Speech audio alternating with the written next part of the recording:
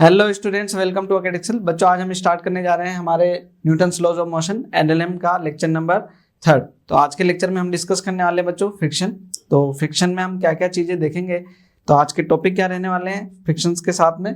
तो हम फ्रिक्शन तो डिस्कस करेंगे ही, साथ के साथ हमें स्टैटिक फ्रिक्शन और काइनेटिक फ्रिक्शन को भी डिस्कस करना है। प्लस जो है हम यहाँ पर एंगल ऑफ रिपोर्स जो है इंक्लाइन सरफेस के ऊपर जब हम फ्रिक्शन को देखेंगे, सरफेस का मोशन देखेंगे, तो जो है वहाँ पर एंगल ऑफ रिपोज क्या होगा, एंगल ऑफ कॉन्टैक्ट क्या होगा, तो उन सब चीज़ों को भी हम डिस्कस करने वाले हैं। तो स्टार्ट करते हैं बच्चों बिना किसी देरी के फ्रिक्शन।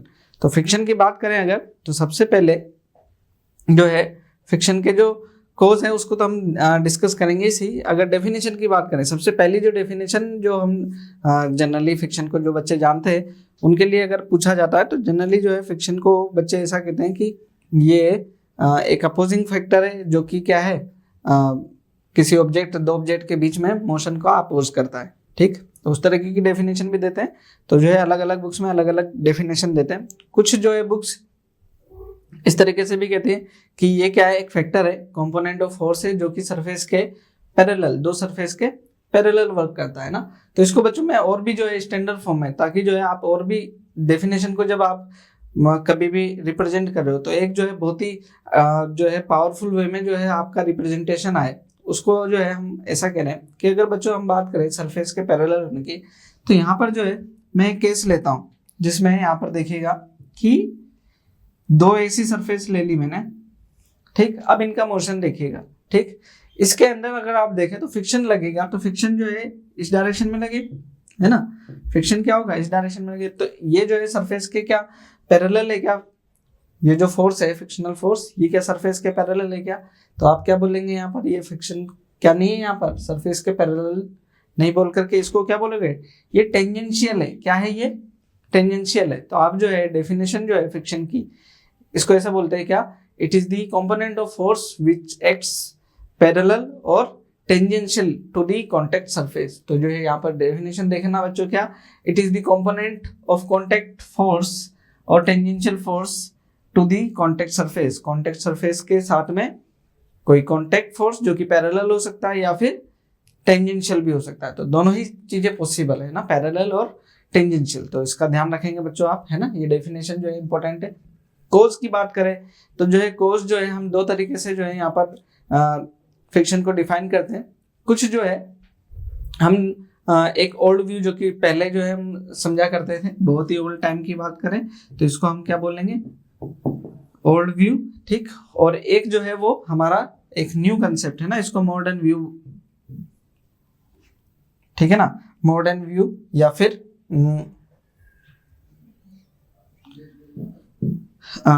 ठीक है ना, मॉडर्न व्यू या फिर हम जो है इसको हम क्या बोल रहे हैं, मॉडर्न व्यू।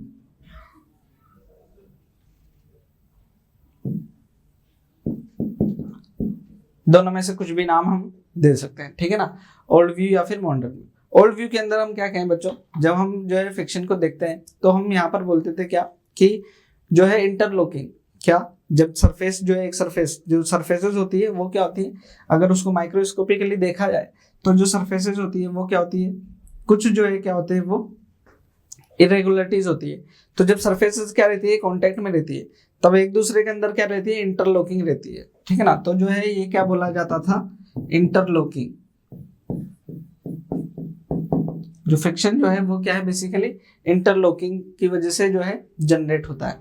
तो ओल्ड व्यू के अंदर ऐसा कहा जाता है। लेकिन अगर हम जो है मॉडर्न व्यू की बात करें तो मॉडर्न व्यू के अंदर जो है वो क्या है, हम ऐसा कहते हैं कि दो सरफेसेस हैं, दो सरफेसेस के बीच में अगर हम जो है इलेक्ट्रोमैग्नेटिक फोर्स देखें, क्या देखें, electromagnetic, positive negative, positive negative. ठीक, पॉजिटिव नेगेटिव, इस तरीके से जो है पॉजिटिव नेगेटिव, नेगेटिव पॉजिटिव। तो आप यहाँ देखेंगे क्या, कि जब ये सरफेसेस कांटेक्ट में होती है तो पॉजिटिव नेगेटिव जो फोर्सेस है उनका अट्रैक्शन जो है बहुत ज्यादा होता है। ठीक है ना, तो अट्रैक्शन, इलेक्ट्रोमैग्नेटिक फोर्स जो है वो अट्रैक्शन की वजह से जो है आपको क्या, फ्रिक्शनल फोर्स फील होता है। तो यहाँ पर जो है मॉडर्न व्यू के अंदर जो है उसका रीजन जो है वो क्या है, आपका इलेक्ट्रो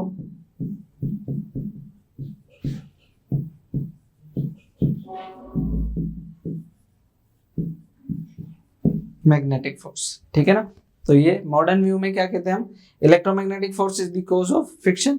एंड जो हमारा ओल्ड व्यू था उसके अंदर जो है हम क्या कहते थे, इंटरलॉकिंग की वजह से क्या होता है, फ्रिक्शन होता है। ठीक, तो जो है इस चीज को हम आगे बढ़ते हैं, क्योंकि जो है अभी कॉज से क्या मतलब है, हमारे को डिस्कस करना है क्या, फ्रिक्शन। तो फ्रिक्शन जो है हम देखें तो यहाँ फ्रिक्शन किन चीजों पे डिपेंड करता है। तो सबसे पहले अगर हम देखें,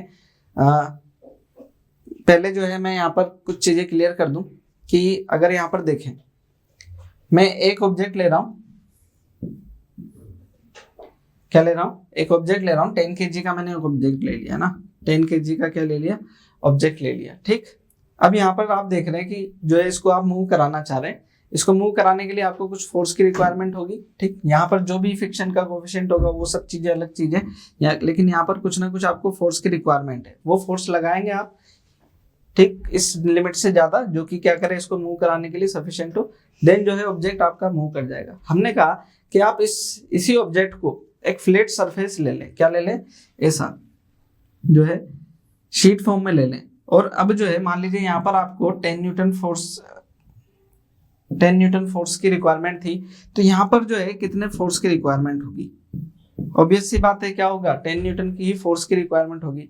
तो आप यहाँ पर जो है एक चीज यहाँ से डिफाइन कर सकते हैं, एक चीज हम कह सकते हैं कि ये जो फोर्स है, कौन सा, जो ये फोर्स है जो कि इसको अपोज कर रहा था, मोशन को अपोज कर रहा था, फ्रिक्शनल फोर्स, यहाँ पर भी क्या, फ्रिक्शनल फोर्स, वो दोनों केस में क्या रहा, सेम रहा, मतलब कि वो कॉन्टेक्ट सरफेस के ऊपर डिपेंड नहीं कर रहा था। ठीक है ना, तो आप जो है यहाँ पर जो है क्या बोलेंगे, कॉन्टेक्ट सरफेस जो है उसके ऊपर डिपेंड नहीं करता है, इस चीज का जो है आपको ध्यान रखना है। नेक्स्ट जो है यहाँ पर अगर हम बात करें तो डिपेंड फिर करता किस चीज पर है, तो मैं यहाँ पर कहूँ, देखिए अभी आपको 10 न्यूटन फोर्स की रिक्वायरमेंट थी, मैंने इसका मास जो है अगर हम 10 kg से इंक्रीज करके क्या कर दें, 20 kg कर दें, 10 kg से चेंज करके क्या कर दें, 20 kg कर दें, देन आपका जो फोर्स है वो अब क्या 10 न्यूटन से जो है ये ऑब्जेक्ट मूव कर जाएगा क्या, ऑब्वियस सी बात नहीं करेगा। इसका मतलब क्या हुआ कि जो है आपका जो फोर्स है वो इसका मास से मतलब क्या हुआ, यहाँ पर आप देखिएगा,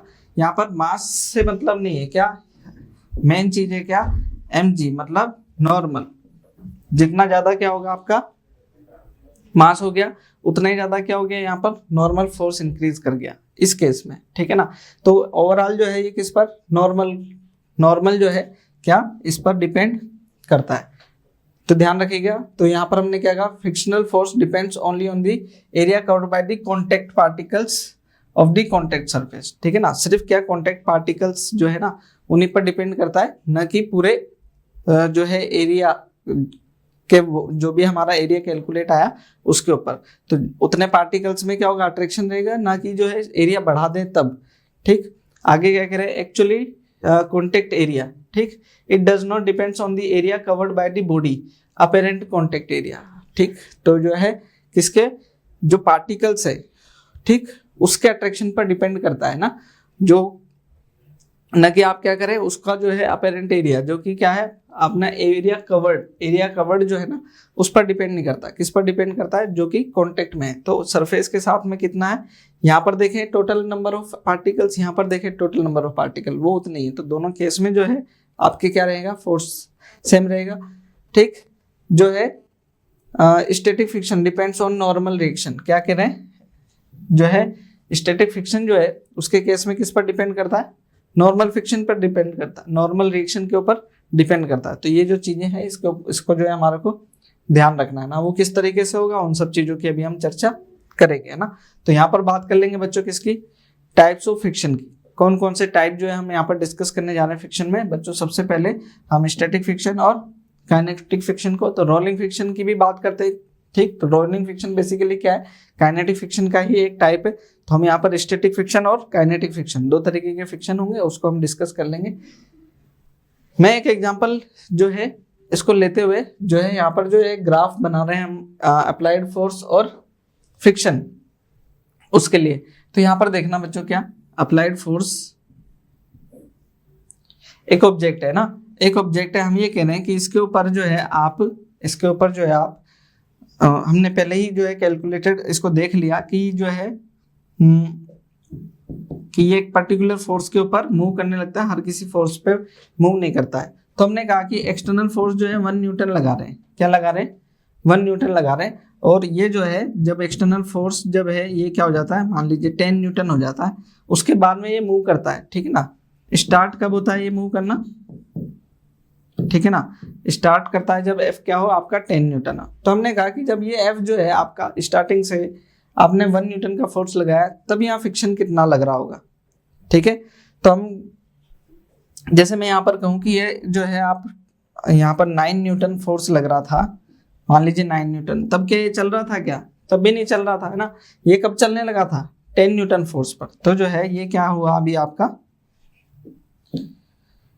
10 न्यूटन फोर्स पर ये चलने नहीं लगा। तो आपने क्या कहा कि 1 न्यूटन फोर्स पर यहाँ पर फ्रिक्शन कितना हुआ फिर, ठीक, मैक्सिमम फ्रिक्शन कितना है 10 न्यूटन का है, इसके बाद में ही चलने लगा है। तो यहाँ पर जो है फ्रिक्शन जो है आपका, ये ध्यान रखिए, ये कितना हुआ 1 न्यूटन का ही हुआ। क्यों हुआ ऐसा? क्योंकि जो है फ्रिक्शनल फोर्स ने ये फोर्स के अगेंस्ट एक फोर्स ऐसा लगा जिसने क्या कर दिया, इन दोनों फोर्स को बैलेंस कर दिया। तो ये अपोजिट जो फोर्स था वो कौन सा था आपका? फ्रिक्शनल फोर्स ही तो था, है ना। तो फ्रिक्शनल फोर्स था ये। आगे देखना, अगर मैंने क्या कर दिया, इसको 2 न्यूटन कर दिया, तो ये जो है ये भी क्या हो जाएगा आपका 2 न्यूटन हो जाएगा, नहीं हो जाएगा? ये भी क्या हो जाएगा 2 न्यूटन हो जाएगा। चलने तो लगेगा नहीं, अभी चलेगा कब ये, जबकि ये क्या नहीं हो जाता, जब तक 10 न्यूटन नहीं हो जाता, ठीक। तो ये हमने इसको देखा। तो यहाँ पर जो है अगर हम इसको क्या कर दें 3 न्यूटन कर दें, इसको क्या कर दें हम 3 न्यूटन कर दें, तो ये भी कितना हो जाएगा 3 न्यूटन, तब भी बैलेंस है ना, नेट एक्सेलरेशन कुछ नहीं आएगा। ऐसे ही जो है अगर हम यहाँ पर देख रहे हैं, तो जब तक क्या नहीं हो जाता ये फोर्स 10 न्यूटन नहीं हो जाता है, तब तक ये स्टार्ट होना चालू ही नहीं होता। मतलब यहाँ 1 किया तो इधर भी 1, यहाँ 2 तो यहाँ पर भी 2, इधर 3 तो इधर भी 3। तो यहाँ पर अगर मैं एक ग्राफ बनाऊं बच्चों, किसके बीच में ग्राफ बनाऊं, किस किस के बीच में बना रहे हैं आप, जो है अप्लाइड फोर्स, क्या है ये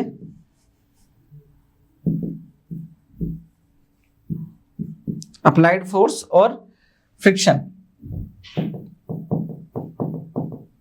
अप्लाइड फोर्स और फ्रिक्शन। तो यहाँ पर देख रहे हैं कि जैसे जैसे हम अप्लाइड फोर्स बढ़ा रहे, जैसे जैसे अप्लाइड फोर्स बढ़ा रहे, फ्रिक्शनल फोर्स भी क्या हो रहा है, उसी रेशियो में इंक्रीज हो रहा है। क्या? बिल्कुल हो रहा है ना। अप्लाइड फोर्स जैसे जैसे बढ़ाया, फ्रिक्शनल फोर्स भी क्या हो रहा है, उसी रेशियो में इंक्रीज हो रहा है।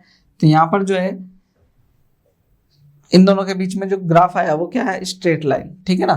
तो ये जो ग्राफ है ये कब तक, जब तक कि क्या है ये रेस्ट पर है। तो जब तक ये ऑब्जेक्ट रेस्ट पर है तब तक लगने वाला फ्रिक्शन, इसको क्या कहते हैं हम, स्टैटिक फ्रिक्शन। ये क्या आपका स्टैटिक फ्रिक्शन है।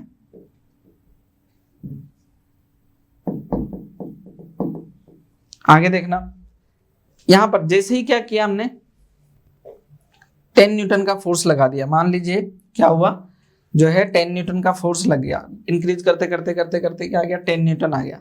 तो ये 9.9 न्यूटन तक भी नहीं चल रहा होगा ना। तो जैसे ही क्या लगा 10 न्यूटन, तो ये एक ऐसी स्टेट पर आ गया जबकि क्या हुआ, जबकि क्या हुआ, ये मान लीजिए ऐसा ना कि इधर क्या लगाया आपने, इधर क्या लगाया 9 न्यूटन, इसको मैं हटा देता हूं अभी, ठीक। इधर क्या लगा लिया 9 न्यूटन लगाया, ठीक। इधर क्या था आपका 9 न्यूटन ही था, ठीक है ना।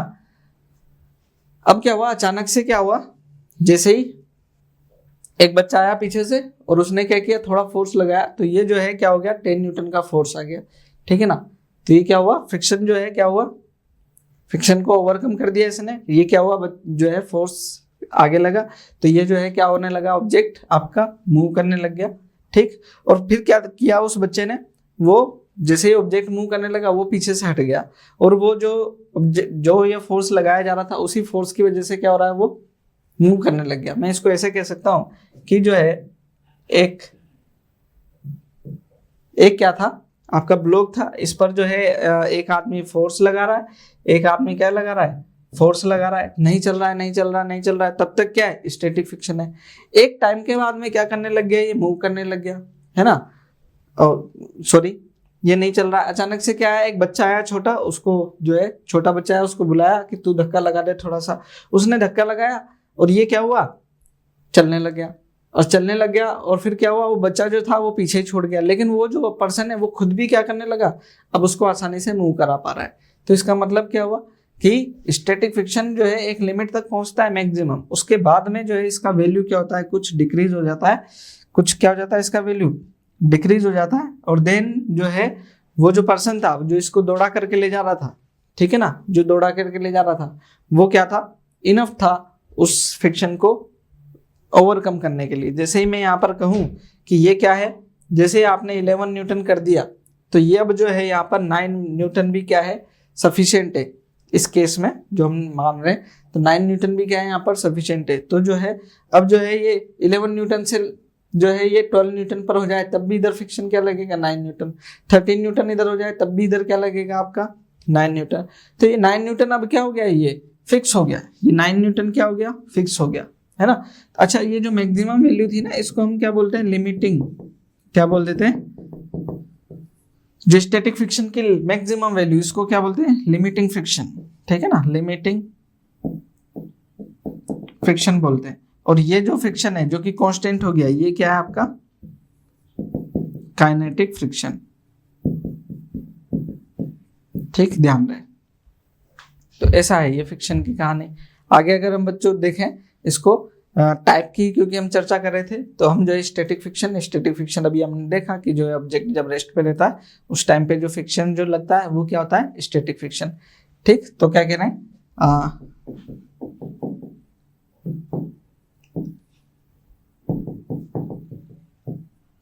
Frictional force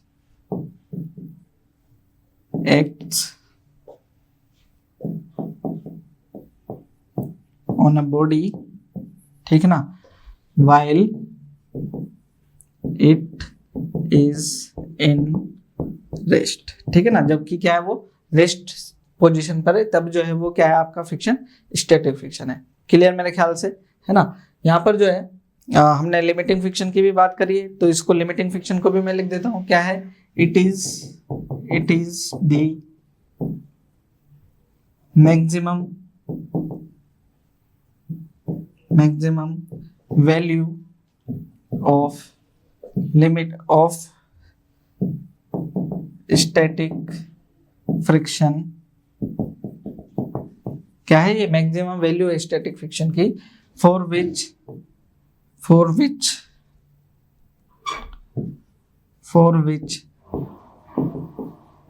object remains at rest, ठीक है ना। ऑब्जेक्ट क्या करता है, रेस्ट पे रहता है, उस टाइम पर जो फ्रिक्शन है वो क्या है आपका, लिमिटिंग फ्रिक्शन है, ठीक है ना। इस चीज का ध्यान रखना होगा हमारे को। तो लिमिटिंग फ्रिक्शन, ठीक, इसको जो है हम यहाँ पर जो है अच्छा यहाँ पर जो है लिमिटिंग स्टैटिक फ्रिक्शन को हम FS से लिख देते हैं ना, किससे, FS से लिख देते हैं। तो कई बार जो है हम इसको FS मैक्स लिखते हैं, लिमिटिंग फ्रिक्शन जो है FS मैक्स, ठीक। तो जनरली जो है हम इसको FS मैक्स नहीं करके, है ना, क्योंकि लिमिटिंग है तो इसको FL भी लिख लेते हैं, क्या कर लेते हैं, FL। तो लिमिटिंग कैलकुलेट करने के लिए, है ना, और इसको लिमिटिंग बोल रहे हैं, लेकिन बहुत बार जो है आप इसको डायरेक्टली जो है FL लिमिटिंग नहीं बोल करके भी जो है डायरेक्ट FSB जो है रिप्रेजेंट करते हैं, तो वो भी जो है उसका मीनिंग भी क्या होता है, लिमिटिंग होता है। स्टैटिक का मतलब ऐसा नहीं कि जो है हर केस में जो है ये हमेशा क्या नहीं होगा, एप्लीकेबल नहीं होगा, लेकिन लिमिटिंग के केस में FS लिखा है तो ये भी क्या है आपका करेक्ट है। लिमिटिंग के केस में ये जो है FS, लिमिटिंग के केस में, ठीक है ना, इसको मैं लिख लेता हूँ, एट लिमिटिंग सिचुएशन FS जो है वो किसके इक्वल है, हमारा FL के ही इक्वल है। इसलिए जो है हम क्या बोल देते हैं, कई बार FS ही रिप्रेजेंट कर देते हैं, ठीक है ना। तो आपको जो क्वेश्चंस में मिलेगा कई बार वो FS ही मिलेगा, जबकि उसका वैल्यू क्या है, आपको FL ही यूज करना है ना। लिमिटिंग फ्रिक्शन मैंने उधर लिख दिया है इसको, तो जो है वहां पर डेफिनेशन मिल जाएगा आपको। हम बात कर रहे हैं लॉ ऑफ स्टैटिक फ्रिक्शन की, ठीक है ना। लॉ ऑफ स्टैटिक फ्रिक्शन क्या कह रहा है बच्चों, अकॉर्डिंग टू दिस लॉ, है ना। ये जो है लॉ क्या कह रहा होता है बच्चों, कि जो आपका लिमिटिंग फ्रिक्शन है, क्या है, जो लिमिटिंग फ्रिक्शन है वो डायरेक्टली प्रोपोर्शनल है किसके, नॉर्मल रिएक्शन के, क्या, जो है लिमिटिंग फ्रिक्शन है वो डायरेक्टली प्रोपोर्शनल है किसके, नॉर्मल रिएक्शन। तो मैं इसको लिख देता हूं क्या, limiting friction according to this law, limiting friction is directly proportional to limiting या फिर नॉर्मल रिएक्शन।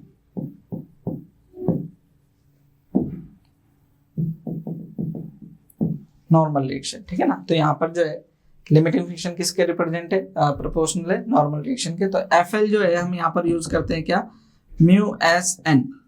यहाँ पे प्रोपोर्शनलिटी का साइन जो आता है इसको क्या लिखते हैं, म्यू एस। ये क्या है हमारा कोएफिशिएंट ऑफ स्टैटिक फ्रिक्शन। क्या ये कोएफिशिएंट ऑफ स्टैटिक फ्रिक्शन, ठीक। इसका जो है हमारे को ध्यान रखना है, ये जो है एक कोएफिशिएंट आया, ये जो है इस कोएफिशिएंट को देखेंगे तो ये जो है आपका क्या यूनिटलेस है, ये भी फोर्स है, डिवाइड में जाएगा ये भी फोर्स है। तो ये क्या है आपका यूनिटलेस और डायमेंशनलेस। क्या बोलते हैं इसको, यूनिटलेस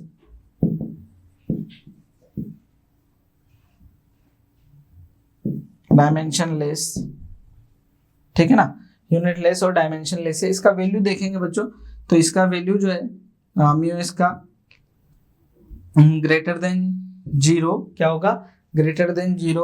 और जो है जनरली क्या होता है लेस देन क्या होता है 1 होता है। लेकिन जो है कुछ केसेस में जो है ये 1 से ग्रेटर भी हो जाता है, जैसे रबर वाली सरफेसेस है तो जो है उनके लिए क्या होता है ये म्यू एस 1 से ग्रेटर भी हो सकता है। लेकिन जो है हम जनरली क्या बोलेंगे, जो है 0 से ग्रेटर और 1 से लेस जो है इसका वैल्यू होता है, ठीक। स्टैंडर्ड फॉर्म अगर हम देखेंगे तो जो है बहुत ही प्रैक्टिकल बात करेंगे तो ये जो है 0 पॉसिबल नहीं है, ठीक है ना, स्टैटिक फ्रिक्शन, ठीक। बाकी जो है लेस देन 1 रहता है। कभी कुछ केसेस में जो है क्या हो सकता है 1 से ग्रेटर भी हो सकता है ये। तो ये जो है हम इसको ध्यान रखते हैं ऐसा, ठीक। आगे चलेंगे बच्चों, यहाँ पर कुछ जो है इससे रिलेटेड हम कैलकुलेशन भी करने वाले हैं। अभी जो है हम एक बार ठीक है, ये जो है हमने यहाँ पर लिख लिया है स्टैटिक फ्रिक्शन को। आगे देखें काइनेटिक फ्रिक्शन। तो काइनेटिक फ्रिक्शन भी इसी तरीके का बच्चों, जिसको जो है हमारे को क्या है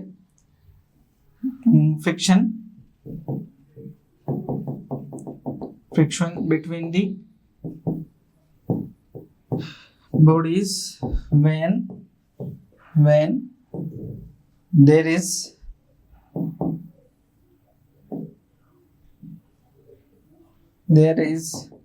relative motion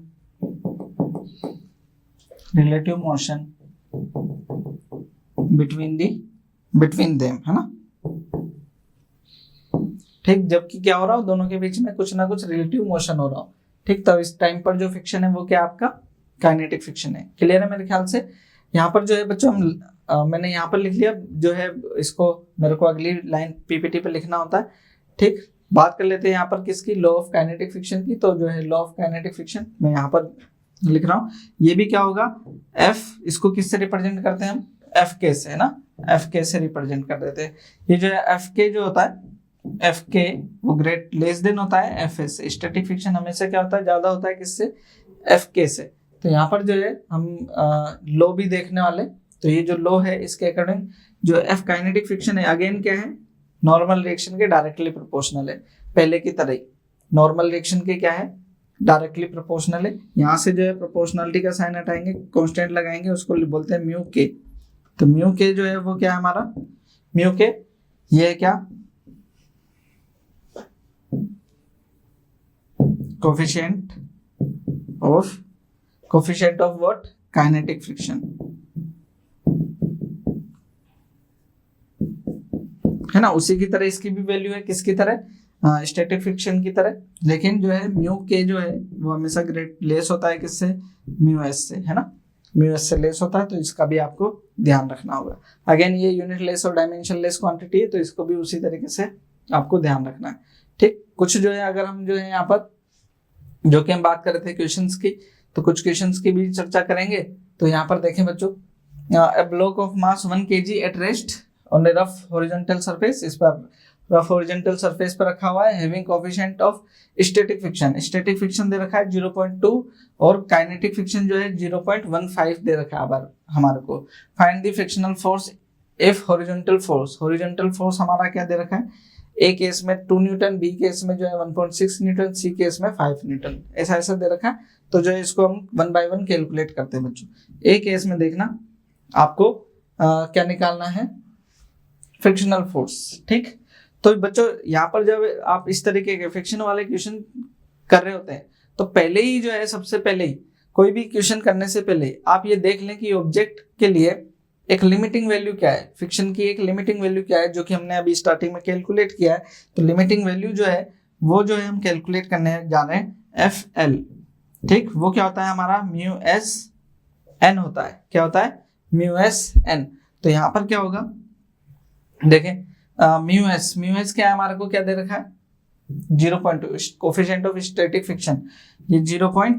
अभी लिख लेंगे इसको भी, ठीक है। म्यूएस और एन क्या है, नॉर्मल, नॉर्मल यहाँ पर देखना बच्चों, यहाँ पर क्या है mg और इसके अगेंस्ट नॉर्मल n, तो यहाँ पर क्या हो जाएगा mg हमारा नॉर्मल है। तो म्यूएस कितना है हमारे पास में, म्यूएस है 0.2, m कितना है 1 kg और g कितना हम 10 कंसीडर कर लें या 9.8 ही कंसीडर कर लेंगे, ठीक है 9.8, ठीक है ना। ये कितना हो जाएगा हमारा,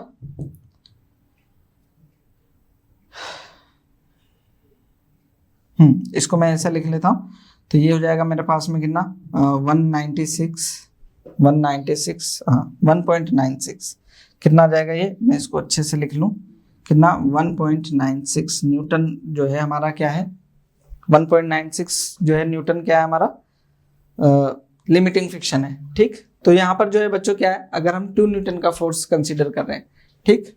तो मैं यहाँ पर बच्चों अभी इसको मैं ना 1 न्यूटन ले लेता हूँ, कितना ले लेता हूँ, इसको मैं 1 न्यूटन ले लेता हूँ, ठीक। तो 1 न्यूटन अगर मैंने लिया तो यहाँ पर अगर जो है आपका अप्लाइड फोर्स 1 न्यूटन है, इधर से क्या लग रहा है, ये 1 न्यूटन लग रहा है, क्या लगा, इधर से ये 1 न्यूटन का फोर्स लगा, ठीक है 1 न्यूटन का फोर्स लगा। तो ये अगर हम देखें क्या ये 1 न्यूटन पे मूव कर जाएगा, अगर हम यहाँ पर देखें ए केस में, तो जो F जो है वो लेस है FL से, देन जो है आपका फोर्स जो है इनफ नहीं है मूव कराने के लिए, then object will not move, क्या नहीं करेगा, ये मूव नहीं करेगा। किस केस में, जब ये कितना है 1 न्यूटन। अब जैसे ही क्या लगाया बी केस में, ठीक है ना, बी केस देखें यहाँ पर, जैसे ही क्या लग गया आपके पास में, इधर से 1.96 न्यूटन का फोर्स लग गया, ये कितना हो गया आपका इस बार 1.96 न्यूटन का फोर्स हो गया।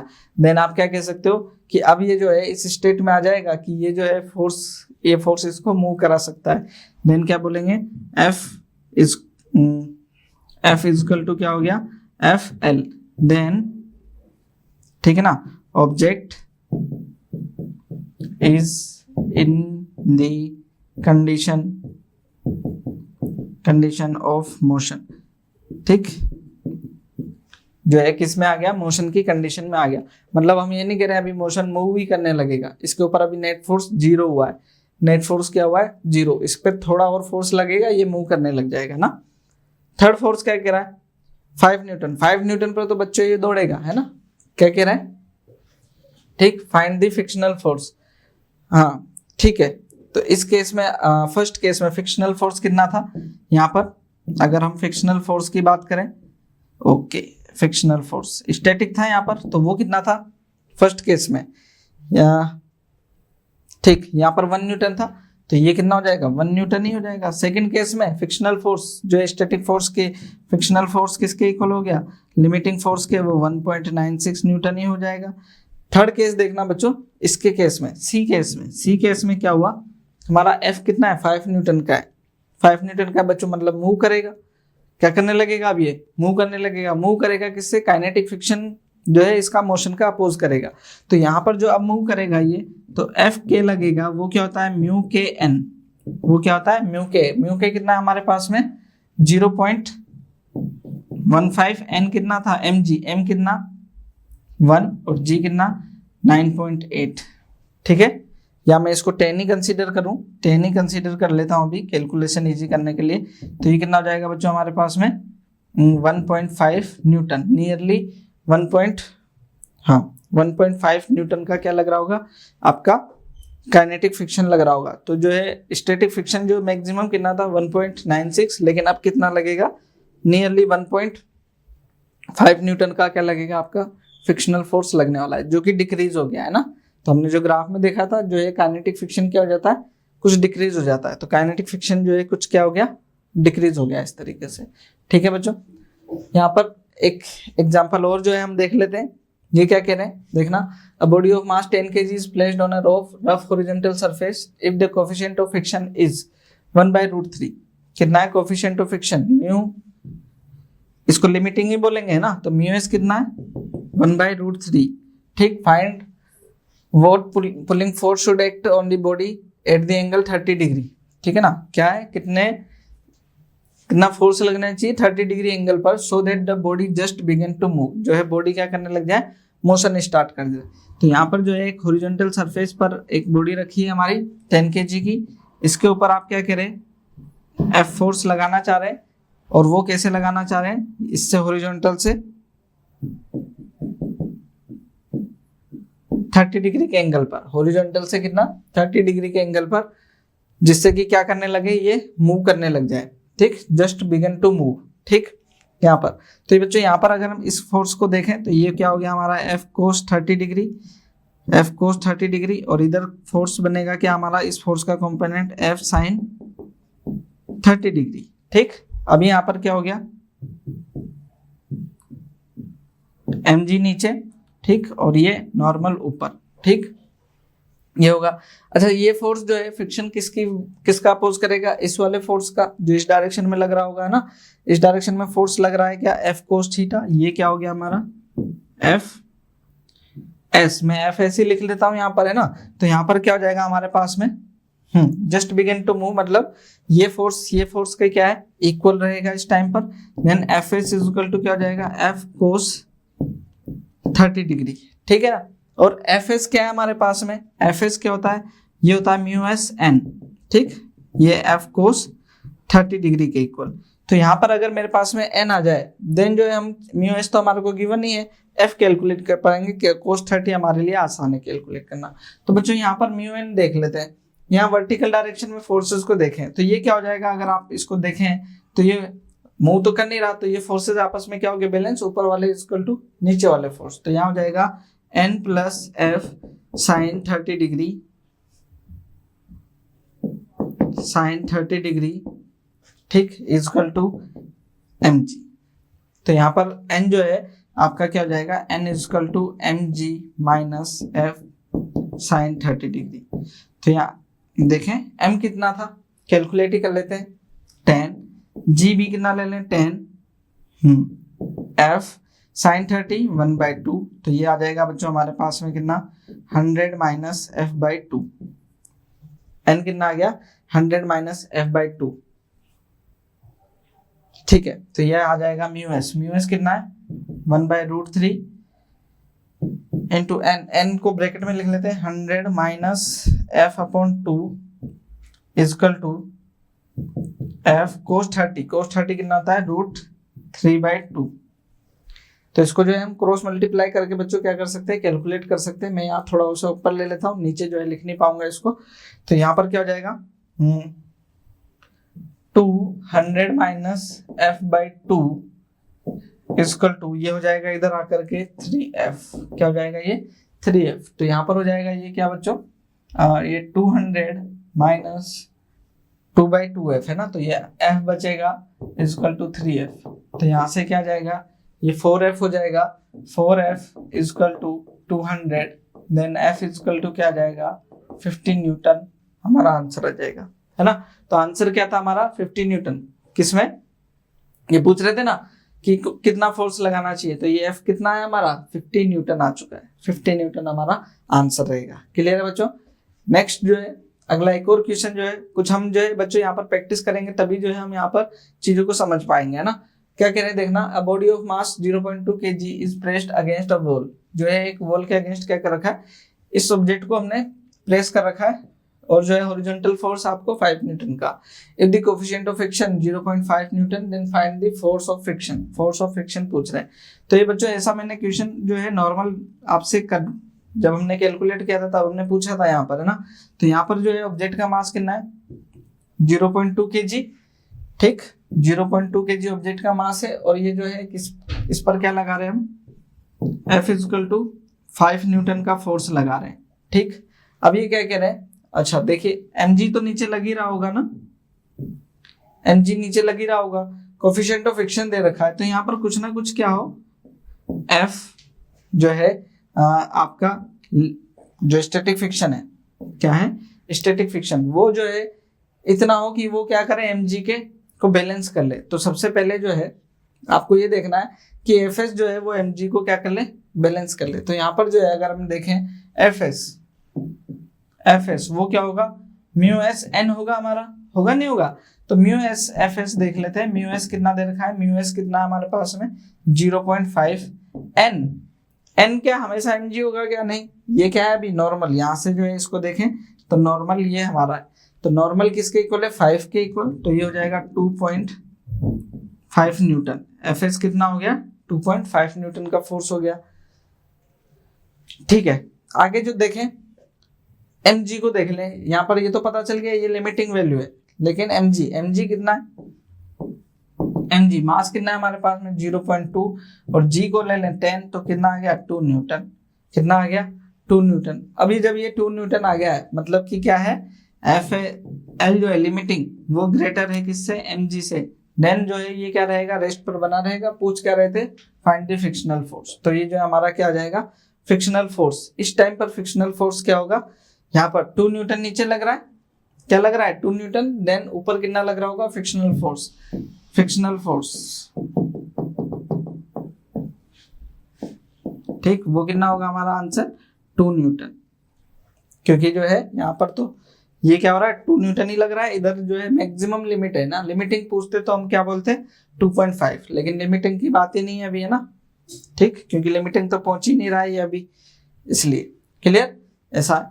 और जो है क्वेश्चन करके देखने वाले बच्चों हम यहाँ पर देखना क्या, what is the acceleration of block and trolley system shown in figure. Block trolley system दे रखा है, if the coefficient of kinetic friction between trolley and the surface is 0.02, what is the tension in the string. Tension पूछ रहे हैं string में, ठीक। अब हम ये मान ले रहे हैं कि ये जो है क्या हो रहा है, ए एक्सेलरेशन से इधर मूव कर रही है, ये एक्सेलरेशन से इधर मूव कर रही है, ठीक। जब ये मूव कर रही होगी तो इधर क्या लग रहा होगा, फ्रिक्शन लग रहा होगा, ठीक है ना, फ्रिक्शन लग रहा होगा। और फ्रिक्शन जो है इसके लिए क्या काइनेटिक फ्रिक्शन लग रहा है, तो यहाँ एफ के लिख लेते हैं, है ना। एफ के को कैलकुलेट कर लेते हैं बच्चों, सबसे पहले उसकी जरूरत पड़ने वाली है। एफ के जो होगा वो क्या होगा हमारे पास में म्यू के एन, तो म्यू के एन इसी के लिए, म्यू के कितना है, म्यू के हमारे पास में 0.02, एन कितना है एम कितना यहाँ पर 20 और जी कितना 10, तो ये हो जाएगा बच्चों हमारे पास में 4 न्यूटन। कितना आ गया ये 4 न्यूटन, यहाँ 100 डिवाइड लग जाएगा, 20 से 20 4 न्यूटन जो है हमारा आंसर आ जाएगा। तो इधर क्या लग रहा है हमारे पास में, ये 4 न्यूटन लग रहा है ना, ये एक्सेलरेशन से इधर मूव कर रहा है। आगे देखते हैं, तो एक्सेलरेशन जो है हमारे को कैलकुलेट करना है ना यहाँ पर, तो हम 2 इक्वेशन बना पाएंगे क्या बच्चों, 2 इक्वेशन बनाए। एक तो यहाँ पर देखें ये क्या लग रहा होगा 3g नीचे लग रहा होगा, टी टेंशन इधर, तो टी टेंशन जो है बेसिकली हमारे से क्या पूछा जा रहा है, टेंशन तो यहाँ पर इक्वेशन बना लेते हैं, T 3g minus T equal to 3a, एक इक्वेशन ये बन गई। तो यहाँ से हम टेंशन निकाल पाएंगे।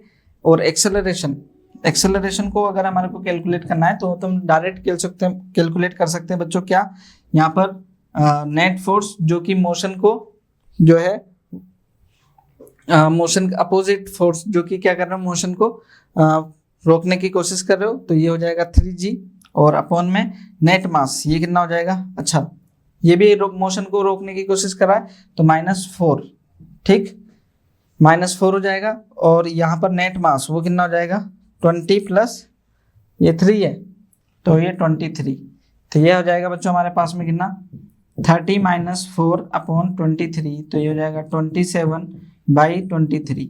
ये एक्सेलरेशन हो गया। तो यहाँ पर इसको रख लेंगे, यहाँ पर रख लेते हैं। तो ये 30 minus T equal to 3 into acceleration आ गया हमारे पास में 27/23। ठीक, तो टी जो है वो कैलकुलेट करना हमारे लिए आसान होगा बच्चों। अभी हम 30 माइनस ये हो जाएगा 51/23। ये इधर चल जाएगा, ये इधर चल जाएगा ना। तो टी ये हो जाएगा मेरे पास में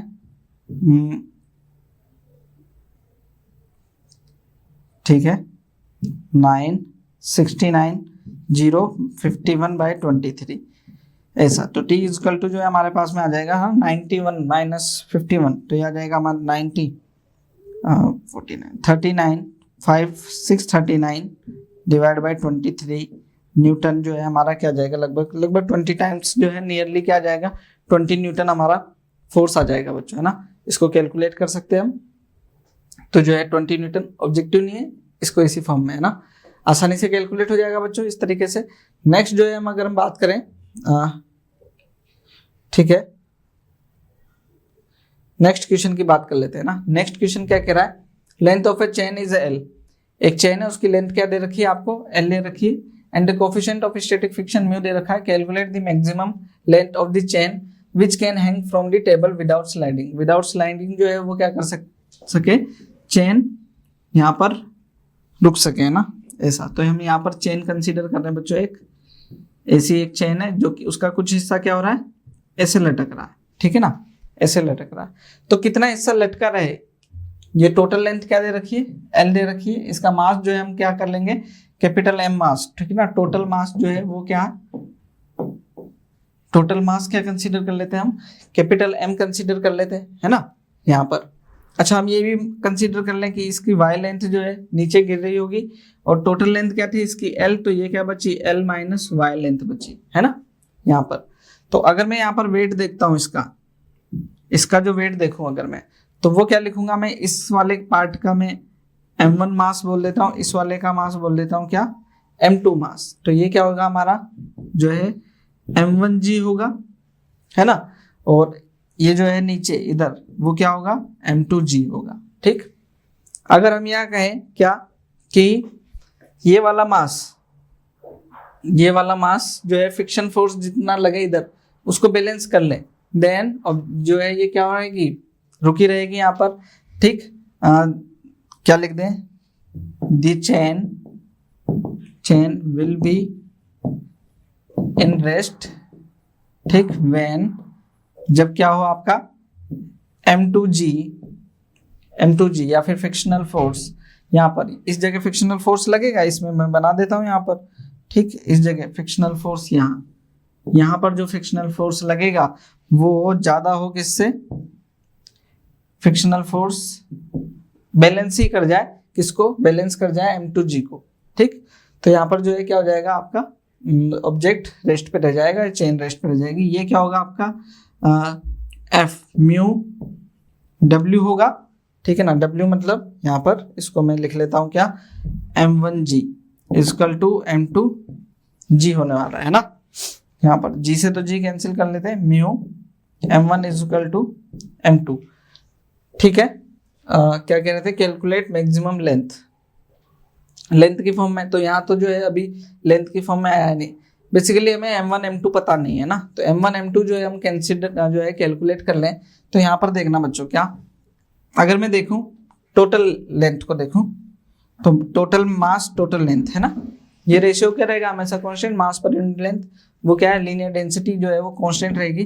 तो मैं अगर बच्चों इसको लिए m1 मास लेता हूं, तो लेंथ क्या है मेरे पास में यहाँ पर l माइनस वाई, क्या है l minus Y. Then m1 क्या आ गया हमारे पास में, l minus Y upon l into m। ये क्या आ गया हमारे पास में, m1 आ जाता है।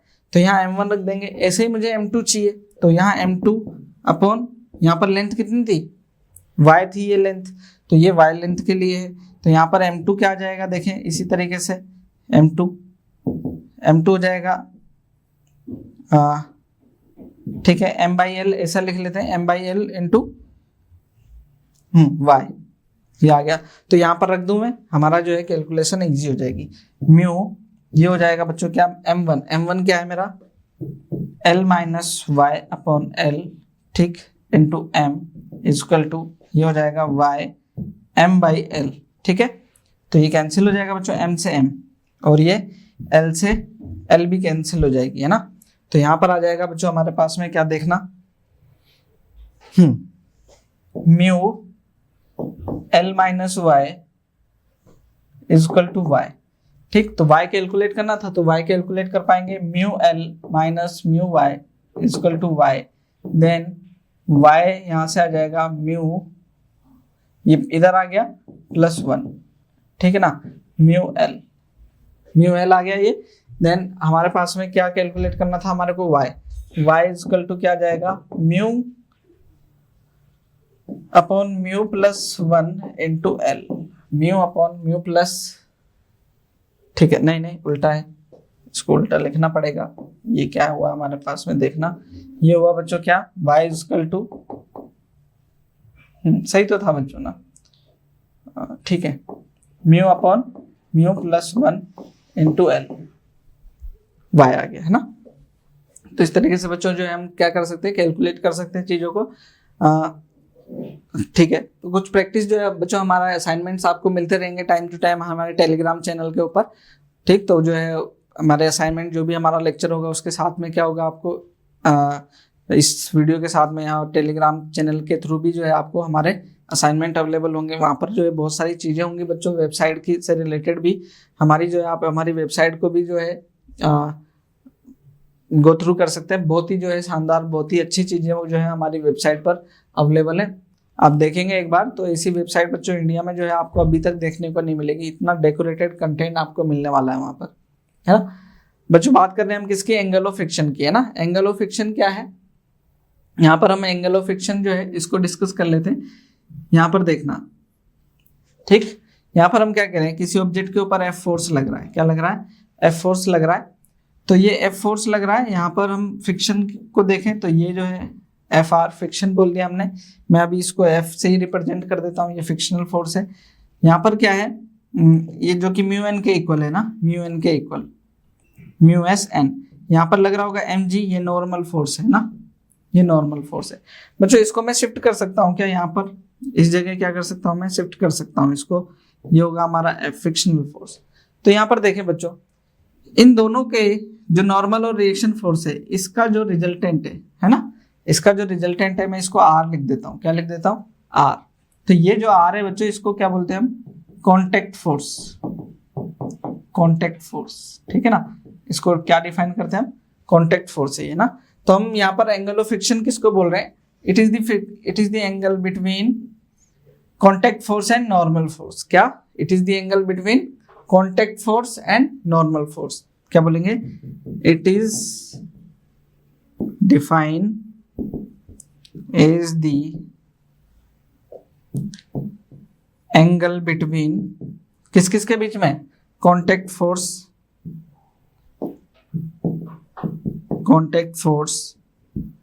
एंड नॉर्मल रिएक्शन, ठीक है ना, ये है। अच्छा, कभी इसको हमें कैलकुलेट करना पड़े तो अब जो है इसको हम कैलकुलेट भी कर लेते हैं, देख लेना यहाँ पर मुझे, यहाँ पर जो रिजल्टेंट है ना, ये इसका जो कंपोनेंट है, यहाँ पर अगर मैं देखूं, ये कोई फोर्स तो है नहीं, ये इन दोनों का रिजल्टेंट है।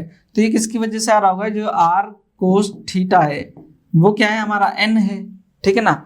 और जो है यहाँ पर जो इसका कंपोनेंट आएगा r sin थीटा, वो क्या होगा, हमारा f होगा इसका मतलब। तो यहाँ पर जो है हम f इजकल टू क्या लिख सकते हैं, r sin थीटा, और n इजकल टू क्या लिख सकते हैं, r cos थीटा, ठीक।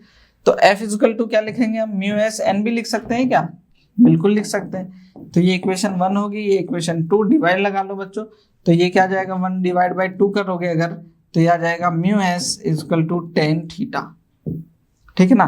थीटा फाई बोल रहे हैं ना, ये फाई है ना, यहाँ पर फाई लिया हमने, तो फाई है, ये भी फाई, तो फाई इजकल टू क्या आ गया हमारे पास में, tan इनवर्स म्यू एस। ये क्या हुआ हमारा, एंगल ऑफ फ्रिक्शन, इसको क्या बोलते हैं हम, एंगल ऑफ फ्रिक्शन बोलते हैं बच्चों। ठीक, यहाँ पर एक एग्जांपल ले रहे हैं बच्चों, है ना, सॉरी एक एग्जांपल ले रहे हैं जिसको जो है हम कैलकुलेट कर लेते हैं। यहाँ पर एंगल ऑफ फ्रिक्शन के बारे में पूछा जा रहा है, देखते हैं क्या कह रहे हैं। A horizontal force of 50 Newton is just able to move the block of the wood weighing 10 kg। जो है 50 kg का जो ब्लॉक है, ठीक, हॉरिजॉन्टल फोर्स है, वो जो है एक 10 kg के ब्लॉक को जस्ट मूव करा सकता है। तो यहाँ पर जो है ये जो फोर्स है बच्चों, ये किसके इक्वल हो गया,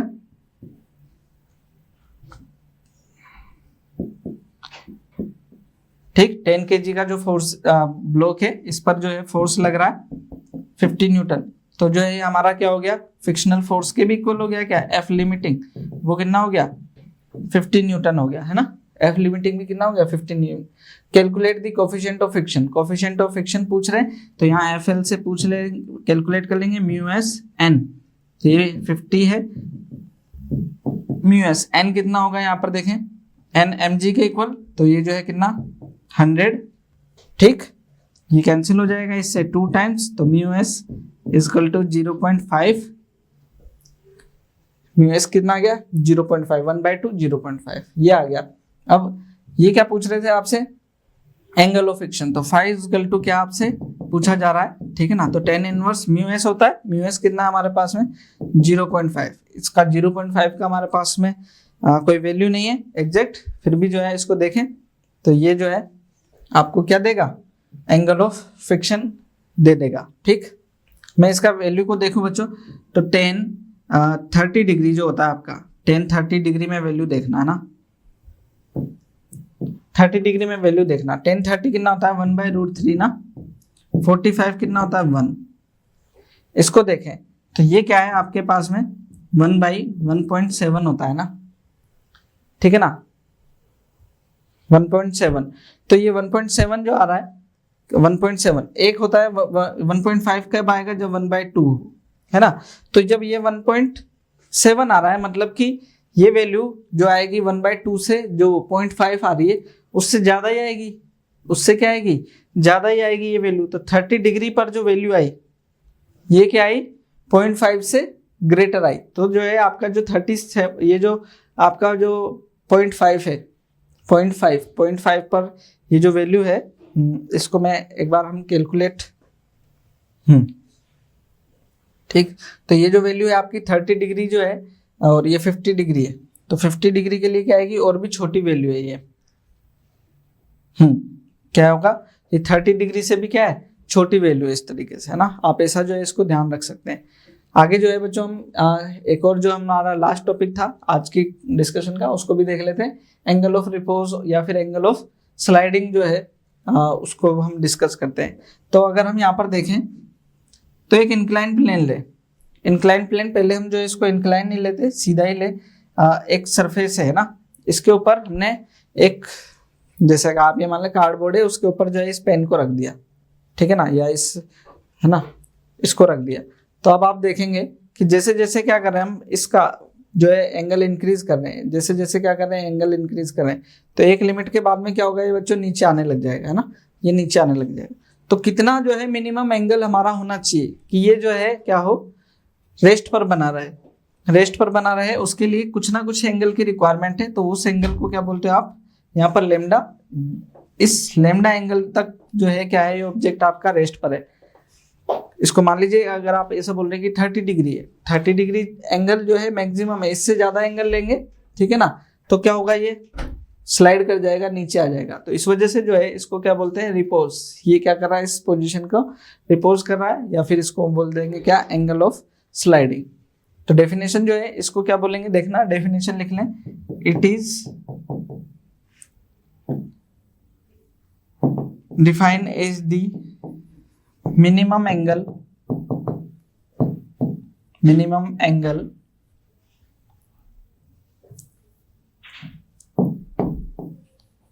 at which the object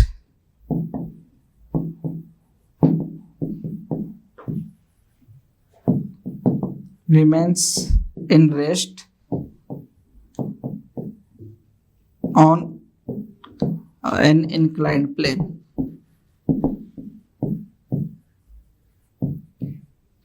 clear है। ये जो हमने जो है इंक्लाइन प्लेन जो लिया था अभी, इस इंक्लाइन प्लेन पर क्या रहे, रेस्ट पर रहे। ये जो एंगल जो होगा इस टाइम पे, जो ये मिनिमम एंगल है, इसको क्या कहेंगे हम, एंगल ऑफ रिपोज या फिर एंगल ऑफ स्लाइडिंग। तो इस एंगल ऑफ रिपोज को कैलकुलेट करना होगा। तो ये जो है कैलकुलेट करना बच्चों अभी हमारे लिए फिर से जो है, अभी जो हमने कैलकुलेट किया था एंगल ऑफ फ्रिक्शन, उसी की तरह जो है ये कैलकुलेट हो जाएगा इजीली। यहाँ पर देखना, अगर यहाँ पर ये एंगल लेमडा है, ये एम जी होगा, ये क्या होगा एम जी। एम जी का ये वाला कंपोनेंट क्या हो जाएगा, एम जी कोस लेमडा, क्योंकि अभी जो है हमने इसको जो है इसके फैक्टर्स करके देखें पहले भी, ये हो जाएगा एम जी साइन लेमडा, ये हो जाएगा एम जी साइन लेमडा। तो फ्रिक्शनल फोर्स क्या हो जाएगा यहाँ पर, एफ एस। ठीक, तो यहाँ पर अगर मैं नॉर्मल देखता हूँ क्या होगा, नॉर्मल, तो यहाँ एन इजकल टू क्या आया, एम जी कोस लेमडा। एन क्या आ गया, एम जी कोस लेमडा। हमें कैलकुलेट लेमडा ही करना है ना, और एफ एस जो है वो क्या आया, एम जी साइन लेमडा। अभी ये रुका हुआ है ना, जो है हमारा वो एंगल है जिसके ऊपर ये बस जो है स्लाइड करने वाला है ना। तो यहाँ पर क्या हो जाएगा, mu S N M G sine lambda. ठीक, ये इक्वेशन 1 है, ये इक्वेशन 2 है। डिवाइड लगा सकते हैं क्या, डिवाइड लगाएं बच्चों तो क्या जाएगा यहाँ पर, mu S N upon N, ये हो जाएगा एम जी साइन लेमडा, ये हो गया एम जी कोस लेमडा। तो एन से तो एन कैंसिल हो गया और एम जी से एम जी भी cancel, then mu S equal to ये क्या हो गया, टेन लेमडा। ठीक, तो देन लेमडा इजकल टू क्या आ गया हमारे पास में, tan inverse mu N, tan inverse, ठीक, म्यू एस, ये आ गया। यहाँ पर देखना बच्चों, क्या ये आप इसको कह सकते हैं कि ये तो एंगल ऑफ रिपोज की तरह, एंगल ऑफ जो हमारा फिक्शन था उसी की तरह आया, उसी की तरह क्या आ गया, ये एंगल आ गया। तो मैं यहाँ पर आपको दिखाऊं कि जो है ये एंगल जो है, इस एंगल को देखें कि ये एंगल क्या था, नॉर्मल, और ये फ्रिक्शनल था। इन दोनों के बीच में जो रिजल्टेंट है, इन दोनों फोर्सेस का रिजल्टेंट, ये क्या हमारा आर एंगल ऑफ कांटेक्ट था, यही था। और आप देखें ये दो वर्टिकल लाइंस के बीच में जो एंगल लेमडा है, ये एंगल क्या है, लेमडा भी तो हुआ, ये एंगल क्या हुआ, लेमडा भी हुआ। तो इस वजह से जो है ये क्या है, एग्जैक्टली किसके इक्वल आया है, एंगल ऑफ कांटेक्ट जो था आपका, उसी के इक्वल जो है यहाँ पर क्या आ गया, ये एंगल आ गया। ठीक है, इसको ऐसे ध्यान रखें ना, ऐसे भी ध्यान रख सकते हैं। और कैलकुलेशन के लिए इस एंगल की जरूरत पड़ती है ना, इस एंगल की जरूरत पड़ने वाली है। तो जो है हम यहाँ पर देखेंगे बच्चों, कुछ क्वेश्चंस जो है इससे रिलेटेड हम यहाँ पर देखने वाले हैं। देखते हैं, एक क्वेश्चन देखते हैं। Check in which case extra force is needed to for block to slide down. किस फोर्स में जो है किस केस में एक्स्ट्रा फोर्स हमें रिक्वायर्ड होगा कि ये जो है नीचे की तरफ स्लाइड कर जाए। तो यहाँ पर देखें, इस जगह यहाँ पर म्यू एस दे रखा है आपको 0.5, एंगल दे रखा है 37। तो यहाँ पर मैंने क्या कहा कि जो म्यू एस है वो क्या आया, टेन इनवर्स 0.5। तो हमने कहा किया ये जो है लेस देन क्या है, ये एंगल जो है ठीक है लेमडा, ठीक है ना, लेमडा। तो ये जो लेमडा है, तो इसके लिए जो ये एंगल आया, लेमडा आया, ये लेस देन आया कितना, अच्छा ठीक, 1/√3 कितना होता है, 1/√3 जो हमने देखा ये 30 डिग्री से भी यहाँ पर 37 आ रहा है ना, ठीक, 37। और 1 जो है आपका 1/2 के लिए अभी हमने देखा था ना, 1/2 के लिए देखा, और किसके लिए देखा, 1/√3 के लिए देखा। तो √3 पर तो 1/√3 पर तो एंगल कितना है, 30 डिग्री है ना, 1/√3 पर कितना है, 30 डिग्री है।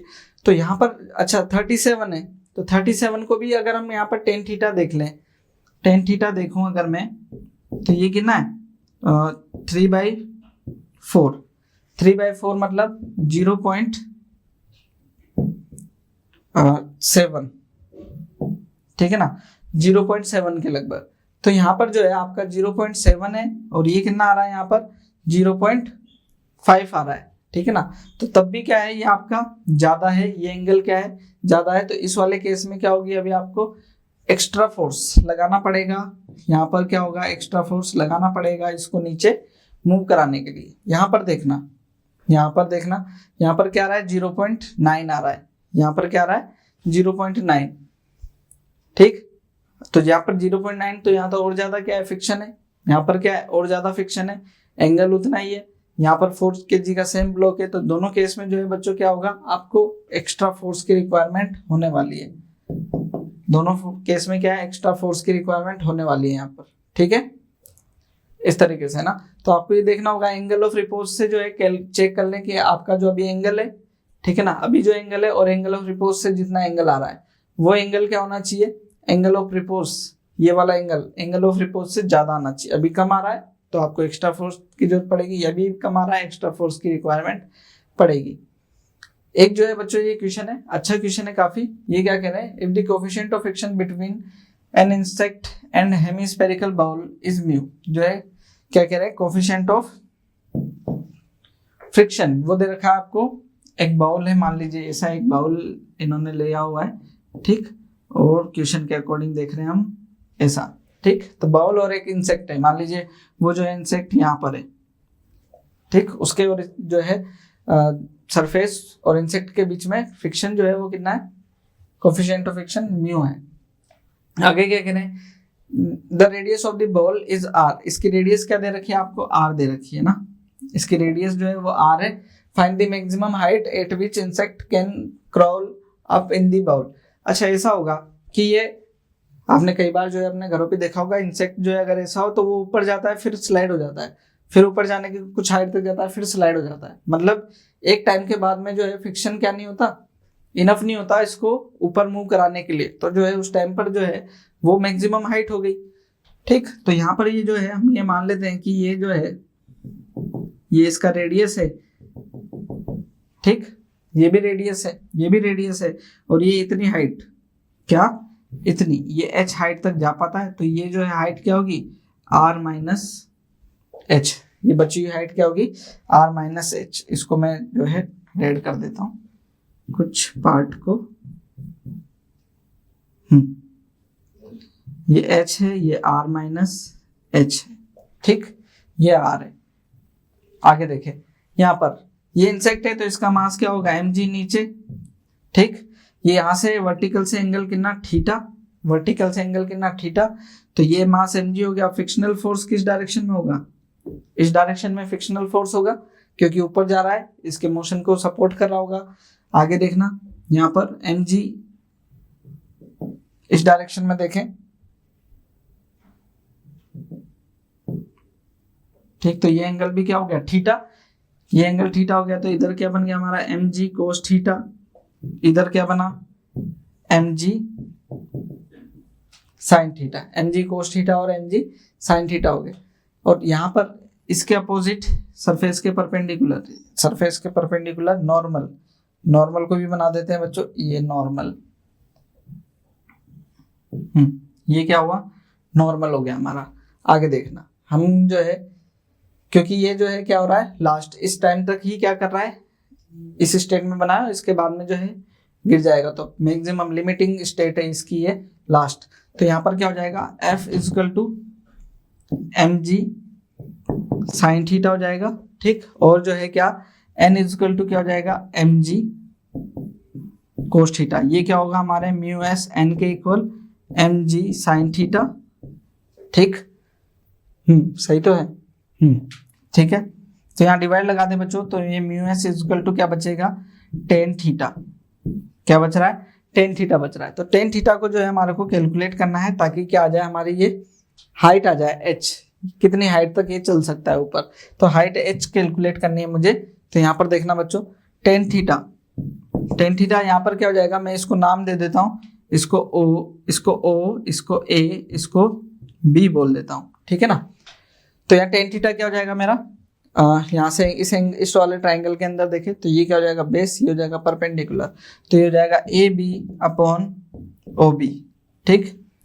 तो म्यू एस ए बी क्या है हमारा, यहाँ से यहाँ तक, तो इसको क्या बोलोगे आप, ये अगर हम पाइथागोरस से कैलकुलेट कर ले तो ये हो जाएगा हमारे पास में क्या, A B, A B R square minus, ये ए बी है ना, ठीक है, ये एच है, ठीक है, ये हो गया आर माइनस एच का, या H minus R, R minus H, R minus H का होल स्क्वायर, ठीक है। ये अपॉन में ओ बी, ओ बी क्या है हमारा, ओ से बी, ये है आर माइनस एच। कैलकुलेट करना है बच्चों, है ना, इसको कैलकुलेट कर लेना, हमारा आंसर आ जाएगा। हमारे को क्या चाहिए था, एच चाहिए, तो एच कैलकुलेट कर लेंगे यहाँ से। ये हो जाएगा हमारे पास में mu S square equal to R square minus R square plus H square minus 2r H upon R minus H का होल स्क्वायर।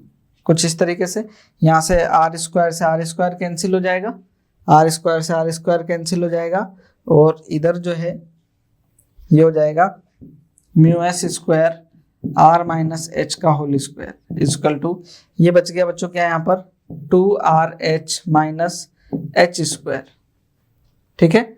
तो यहाँ से h कैलकुलेट करना है, तो यहाँ पर थोड़ी सी दिक्कत होगी, हमने जो है बच्चों यहाँ पर क्या लेना था, इसको कुछ दूसरे तरीके से जो है हम कैलकुलेट कर सकते थे इसको। यहाँ पर मैं यहाँ पर हल्का सा चेंज करने जा रहा हूँ बच्चों ना, यहाँ पर इसको मैं दोबारा से बना देता हूँ। यहाँ पर इस वाली लेंथ को जो है हम h कंसीडर कर रहे हैं, और ये बच जाएगी r माइनस एच, ठीक है ना। तो बाद में जो है इसको मैं y बोल दे रहा हूँ, है ना, y कैलकुलेट करनी, बाद में हम कैलकुलेट कर लेंगे इस y को। तो यहाँ पर देखना बच्चों क्या, ओके मैं इसको कैलकुलेट कर देता हूँ, ठीक। ये म्यू एस हो गया, ये टेन थीटा ए बी क्या है यहाँ पर, अब देखिएगा यहाँ पर ए बी क्या हो जाएगा यहाँ पर under root R square minus H square, और ओ बी क्या था, ओ से बी, ये हो जाएगा एच स्क्वायर। तो अब जो है हमारे लिए कैलकुलेट करना एच है, सॉरी बस ये, तो ये mu S square H square equal to R square minus H square, ठीक है। तो यहाँ से जो है एच स्क्वायर में ले लूँ कॉमन, तो यहाँ जाएगा mu S square minus plus 1 equal to R square, ठीक। देन एच इक्वल टू क्या जाएगा, R square upon mu S square plus 1 square में। तो यहाँ से जो है एच इक्वल टू क्या आ गया बच्चों, आर अपॉन रूट में म्यू एस स्क्वायर प्लस 1। तो ये तो एच आया मेरा, ठीक, मुझे चाहिए था वाई, तो यहाँ पर y इक्वल टू क्या आ जाएगा, आर माइनस एच, तो y इक्वल टू आर को तो आर रहने देते हैं, माइनस एच क्या है, म्यू एस स्क्वायर प्लस 1। तो ये जो है y equal to R common आ जाएगा यहाँ से, ये हो जाएगा रूट में mu S square plus 1 minus 1 upon root mu S square plus 1। तो इस तरीके से जो है बच्चों हम कैलकुलेट कर पाएंगे क्या, म्यू एस को भी, वाई को भी, कितना हाइट जो है ये वाई ऊपर मूव कर गया, इसको भी हम जो है यहाँ से देख पाते हैं। तो इस तरीके से जो है बच्चों आप फ्रिक्शन में हमने ये वाला पार्ट देखा। आगे जो है हम और भी फ्रिक्शन में जो बचे हुए पार्ट है इंक्लाइंड सरफेसेस के लिए, प्लस जो है 2 ब्लॉक सिस्टम, इसको भी हम डिस्कस करने वाले हैं। तो बच्चों मिलते हैं नेक्स्ट लेक्चर में, तब तक के लिए थैंक यू।